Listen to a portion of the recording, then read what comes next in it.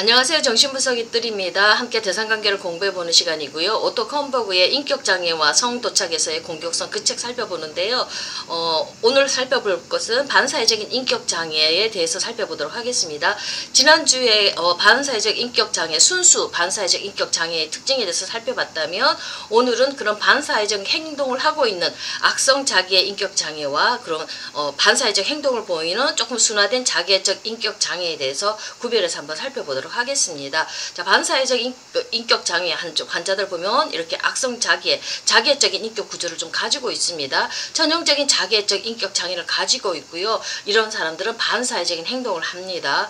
또 자아동조적인 가학증을 보이고 있습니다. 성격 안에 공격성이 뿌리를 내리고 있는 사람들이거든요. 자아동조적인 가학증이 뭐냐면 내 안에 어떤 요구가 충족되어지지 않아서 불안과 긴장이 올라오면 행동을 통해서 공격하는 걸 통해서 그 긴장과 불안을 즉각적으로 풀어버리는 그런 사람들을 얘기를 합니다. 자, 편집증적 성향도 이 사람들을 가지고 있습니다. 그리고 또 이 사람들은 또 악성 자기애 환자들은 또 전형적인 순수 반사회적인 인격장애하고 다른 점이 뭐냐면 타인에게 신실함과 관심을 보일 수가 있습니다. 타인에 대한 배려도 있습니다. 또 죄책감도 느낍니다. 양심의 가책도 느낄 수 있는 사람들입니다. 그리고 타인을 도덕적인 관심이나 신념을 지닌 존재로 여길 수 있습니다. 자, 그리고 자신들의 과거에 대해서나 장래 계획에 대해서 현실적인 태도를 취할 수 있고 직업적인 성공도 이루어 나갈 수가 있습니다. 이런 부분이 순수 반사회적 인격 구조하고 틀린 점이 있죠. 자, 이들은 편집증적인 경향이 아주 강합니다. 그러니까 통합되지 않는 가학적인 초자 전제를 이걸 통합을 못해가지고 타인들에게 투사해서 던져버립니다. 그래서 이 사람들을 타인을 과장된 방식으로 자기하고 뭔가 이념이 비슷하고 생각이 비슷하면 우상으로 만들어버립니다. 우상시한다든지 아니면 자기하고 틀리면 완전 적입니다. 귀신이고 마귀고 사탄입니다. 그러니까 도저히 이 사람하고 생각을 나누고 사고를 나누고 언어를 통해서 대화를 나눌 수 있는 상대가 아닌 겁니다. 그 사람은 적이에요. 깨부셔야 되는 적입니다.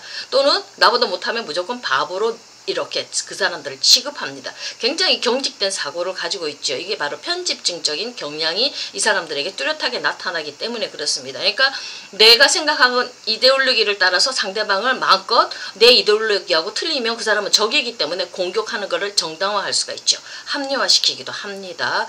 아주 무서운 그런 사람들이거든요.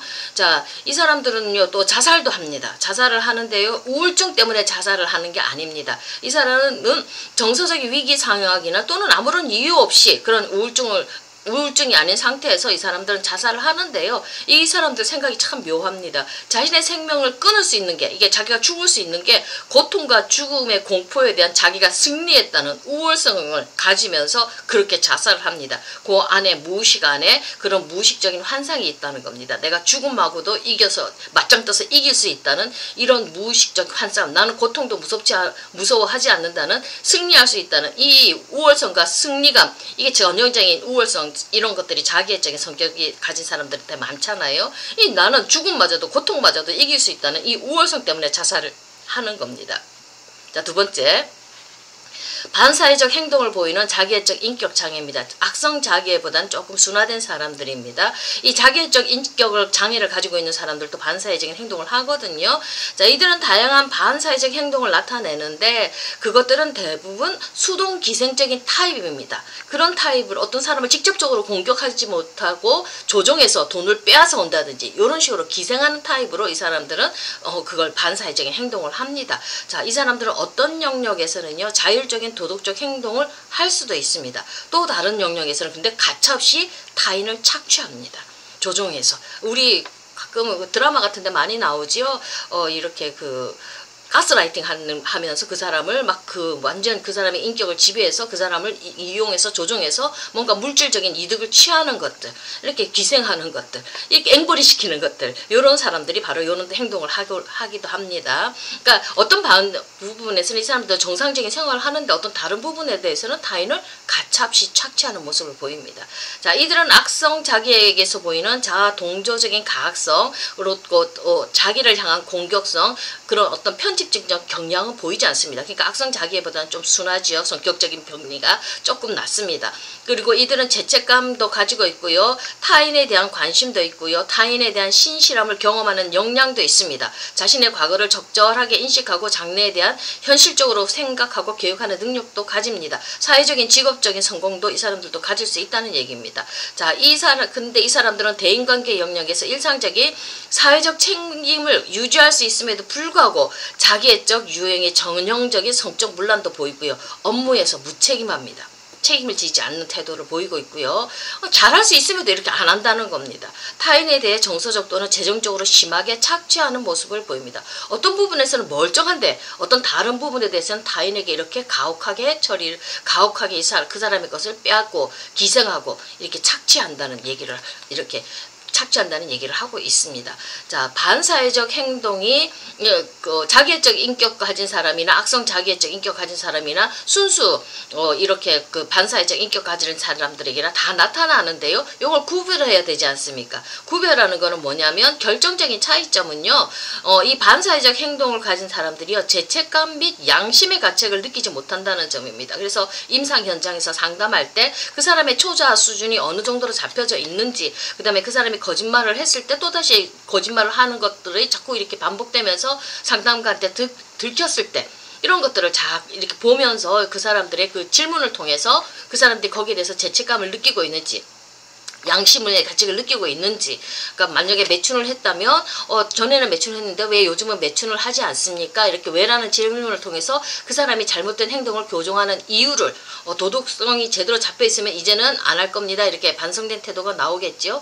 그런 질문들을 통해서 이 사람들이 제대로 가치관을 가지고 있는지 살펴보는 겁니다. 그리고 자기 행동에 대해서 후회를 하고 있는지, 양심의 가책을 느끼는지, 죄책감을 가지고 있는지를 우리가 검증해 봐야 된다는 겁니다. 그런 점이 없다면 반사회적 인격 구조지요. 성격 장애입니다. 자, 자기애적 악성 자기애나 그냥 보통 그런 자기애적 인격 장애는 이런 행동들이 양심의 가책이나 죄책감을 어느 정도 느낄 수가 있습니다.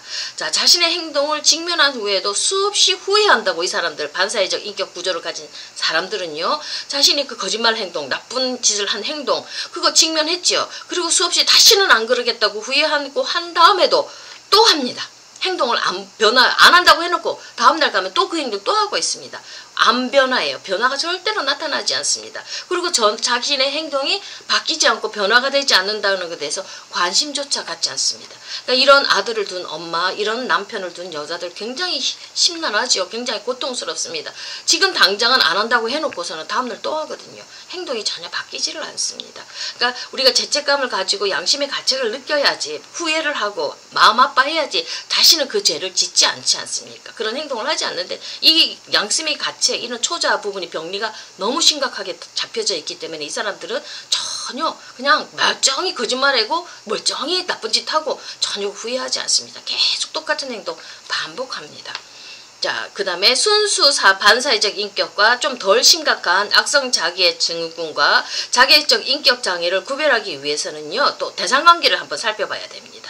이 환자가 비착취적인 대상관계를 전혀 맺을 수 없는지 그걸 한번 살펴봐야 돼요. 주변의 대상관계를 맺을 때 그냥 순수하게 사람이 좋아서 그냥 사회적인 관계를 맺고 있는 것인지, 그 사람이 어떤 친구랑 관계를 맺을 때, 연인 간의 관계를 맺을 때 착취적인 대상관계를 맺고 있는 것인지 그걸 한번 살펴봐야 된다는 거예요. 그러니까 반사회적 인격 구조를 가진 사람들은 대상관계가 굉장히 착취적이지 않습니까? 이거 살펴봐야 되고요. 그 다음에 도덕적 차원이 전혀 존재하지 않는지, 초자, 그 사람의 가치나 이념에 대해서 한번 살펴봐야 되는 겁니다. 그러니까 반사회적 행동을 보이는 사람들은 죄책감, 양심, 공감하는 능력이 있는지 그거 살펴봐야 되고요. 그 다음에 또 하나, 이 사람들은 대상관계가 어떤 수준에서 맺어지고 있는지 그거 살펴봐야 되고요. 그 다음에 초자를 검증해봐야 됩니다. 도덕과 가치, 이념들이 우리 사회가 요구하는 그 도덕과 가치, 그런 걸 존중하고 있는 건지, 지키고 있는 건지 그거를 질문을 통해서 살펴봐야 됩니다.